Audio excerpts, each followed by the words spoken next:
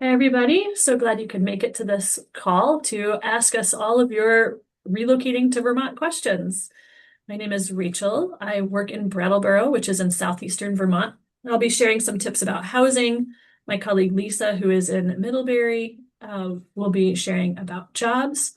Then we've got Grace to share about what it's like to be an LGBTQ Vermonter, and Tino will share about being a person of color in Vermont. Then we'll open it up to questions. So let me tell you a little bit about housing in Vermont. This is probably the top thing I get asked when I'm helping people with thinking through relocating to Vermont.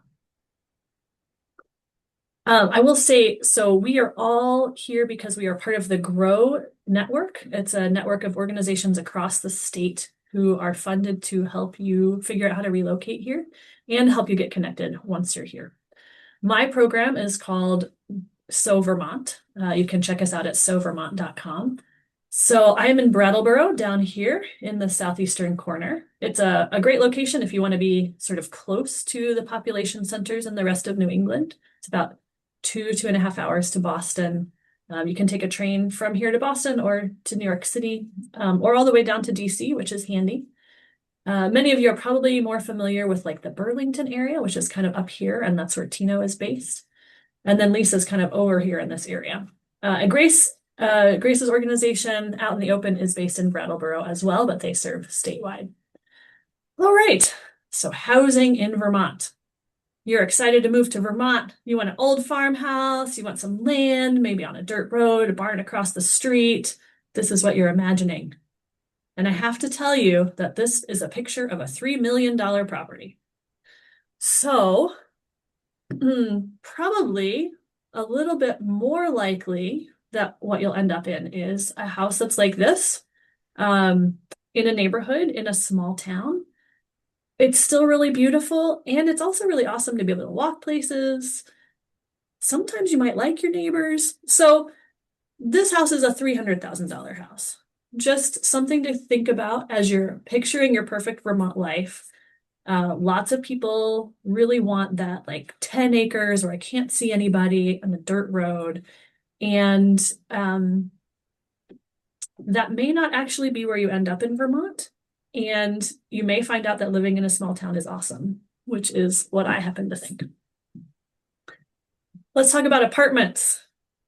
We actually don't really have apartment buildings like this. There are some in the Burlington area, but outside of that, you're really not going to find an apartment on apartments.com with, like several hundred other people. You're more likely to have an apartment that's in a duplex or triplex in a neighborhood. Housing is really tight in a lot of places across the country.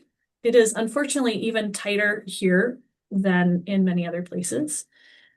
So you're going to just want to make sure you give yourself a nice long timeline for finding a place. You will not be able to take a job and then get an apartment within 2 weeks, unfortunately. I wish you could. So one of my top tips is to start with a short-term rental, like an Airbnb or furnished finder, so that you can get yourself here and then start doing the legwork to find a longer-term place. I've moved to Vermont twice. The first time I was single, and so I could do this. And I moved, I rented a room in an old farmhouse on, 60 acres. But I rented a room from a woman who had lived there since the 70s. And it was a really great place to start my Vermont life and get to know the area and be able to afford and find a place to live before I moved into something more permanent. So Facebook Marketplace is actually a pretty good place to look for apartments and houses for rent. Craigslist is okay. It's not totally scammy here, so worth looking at that. We have our own little social media network called Front Porch Forum that if you have friends and family who are already here, would be good to ask them to look for you. You can't join Front Porch Forum until you have a Vermont address. And also try town Facebook groups and post a little bit about yourself and say, this is who I am, this is the kind of housing I'm looking for, and this is why I would be awesome, and you should reach out to me. Because, people don't really post their listings always. They don't want to get bombarded with calls.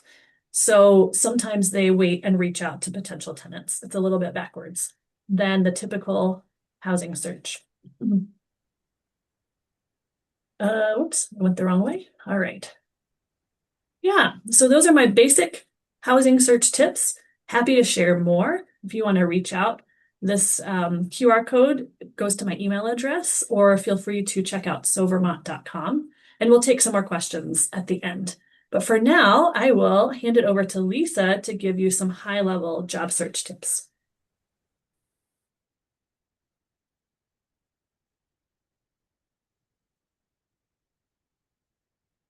Unmute myself, that might help.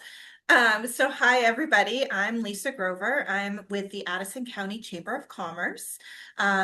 Like Rachel, I'm a GROW grantee. Our program is called Imagine Addison County, and we help people relocate and settle in the Addison County area. And I wanted to share with you guys today some tips about finding employment in Vermont.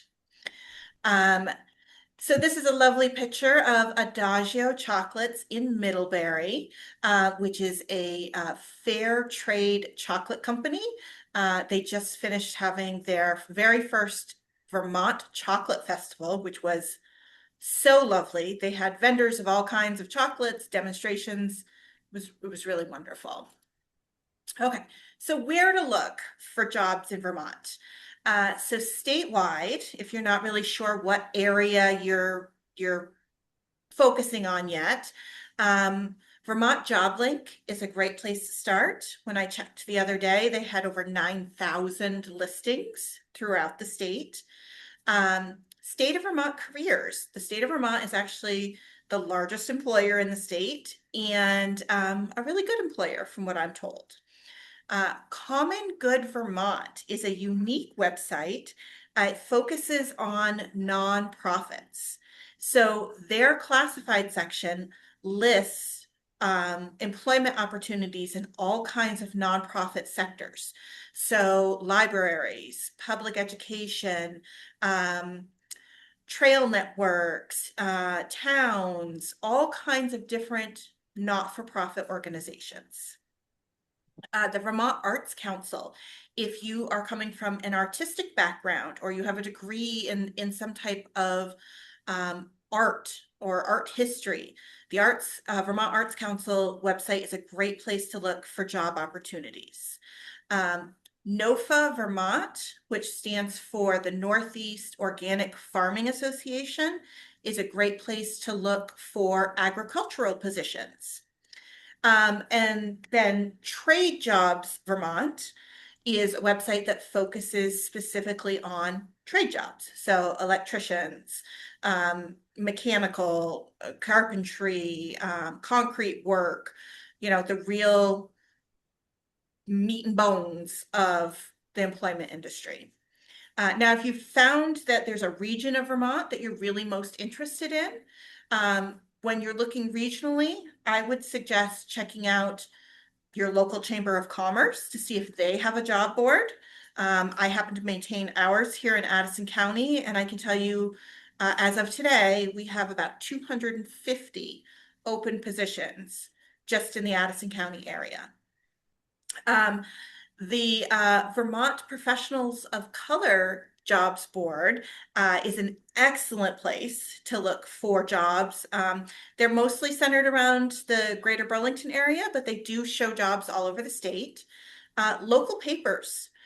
Vermont still has a fairly good amount of local regional newspapers that most of them have websites.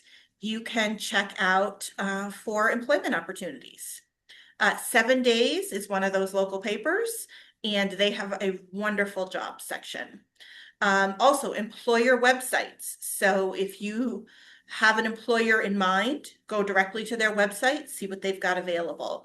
And then School Spring, which is a nationwide website, but you can put in a zip code or a town that you want to focus on, and they'll show you what educational employment opportunities are in that area.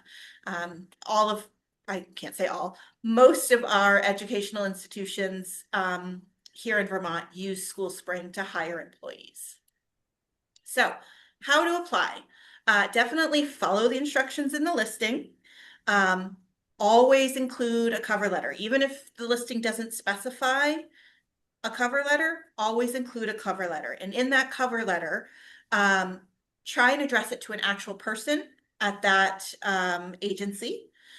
Make it clear in your cover letter that you are relocating, including a time frame and steps that you've already taken. Um, Keep your resume concise, to the point. Multiple page resumes can be overwhelming for busy businesses. Here in Vermont, we have a lot of small mom and pop places. So the person looking at your resume might be head of HR, head of payroll, CEO, CFO, and the weekend cashier. So try and keep it as concise as possible for them. And then follow up, especially if something changes. So if you were able to find housing here and you applied to a bunch of Vermont companies, get in touch with them and be like, hey, I submitted a resume to you guys, and I just want to let you know I'm here now. It might help bump you to the top of the list. And then some tips. Don't be afraid to think outside the box. So even if you can't find something that is exactly what you're doing now, you might find something similar, or you might be able to reinvent your skills.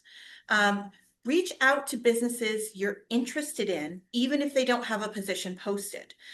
So maybe you have a favorite Vermont brand or a Vermont company that you really enjoy in your everyday life.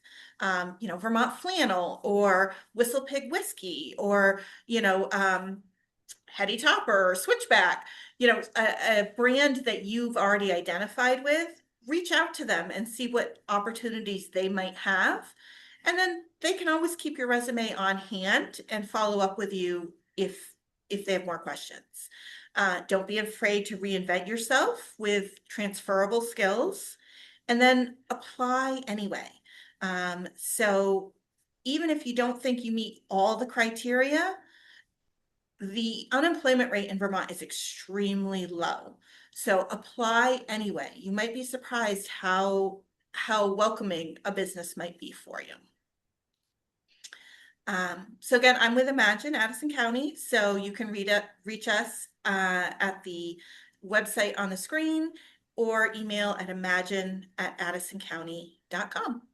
Thank you so much.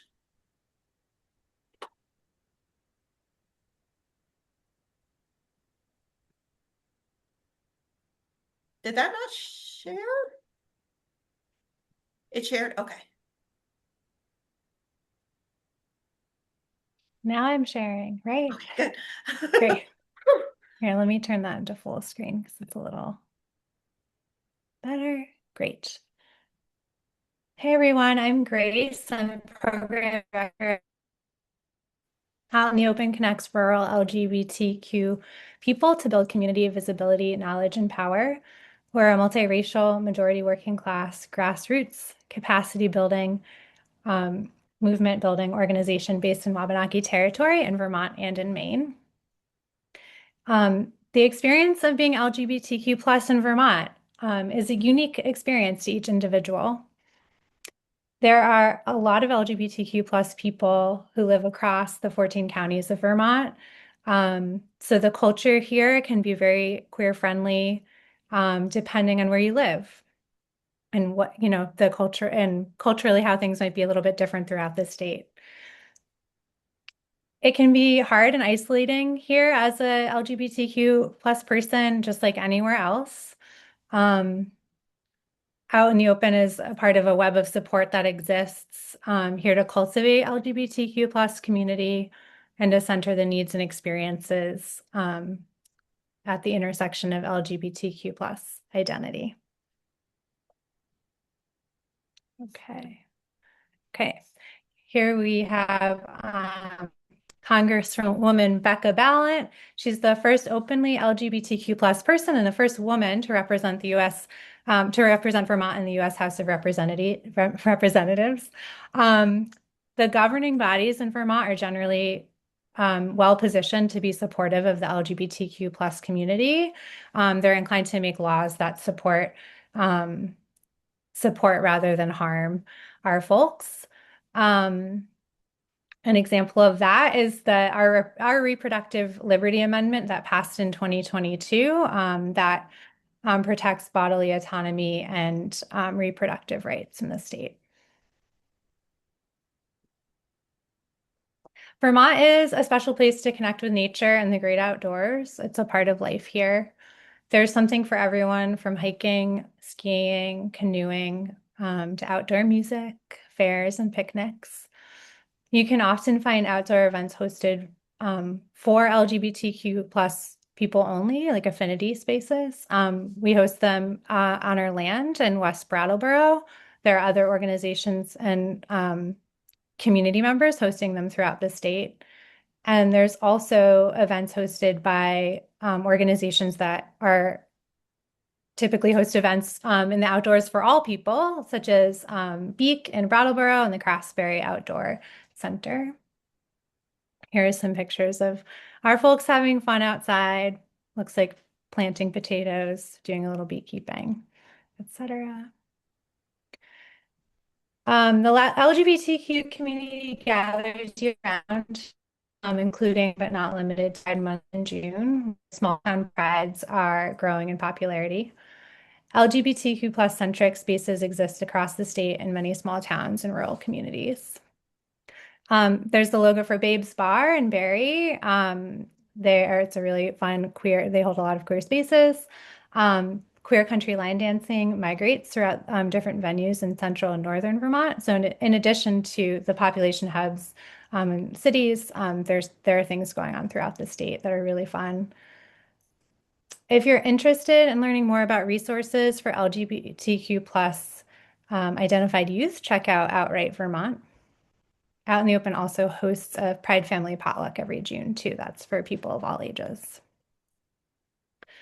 We're really proud to live in a state with a thriving LGBTQ plus arts community and thriving businesses led by queer and trans people.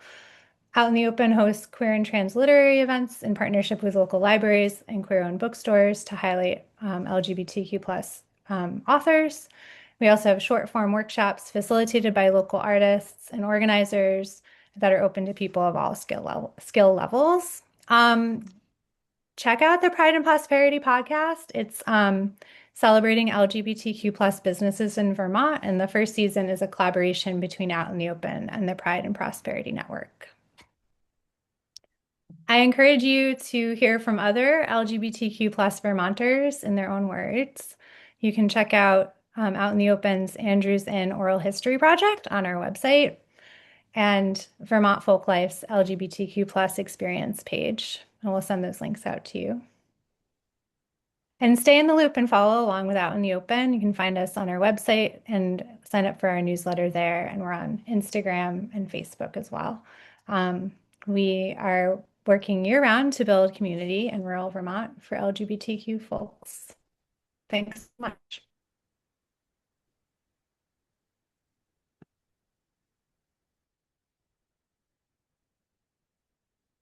Hi, everybody. My name is Tino Rutanira. I work for the Vermont Professionals of Color Network. Our organization's mission is to improve the experience, the representation, and success of BIPOC professionals and entrepreneurs in the state of Vermont. And so really the vision of our organization is to create shared prosperity for all people. And the way we do that, one of the ways in which we do that is through this GROW grant that we have collaborated with the with the state of Vermont, as well as some of the folks that have spoken here today. And the reason that that is important is that because Vermont needs people, and people need places where they can come and build a life. And for us in the BIPOC community, Vermont is the third whitest state in the country. However, we have seen that Vermont's BIPOC community has grown by 112% between the 2010 census and the 2020 census. So about 15 years ago, Vermont was the whitest state. We're now the third whitest. So we continue to grow as a community of BIPOC folks. And so our mission in context of this particular grant is to bring more diversity to the state and to understand what relocating individuals need to thrive and be successful, and how we can support them in choosing Vermont as their new home.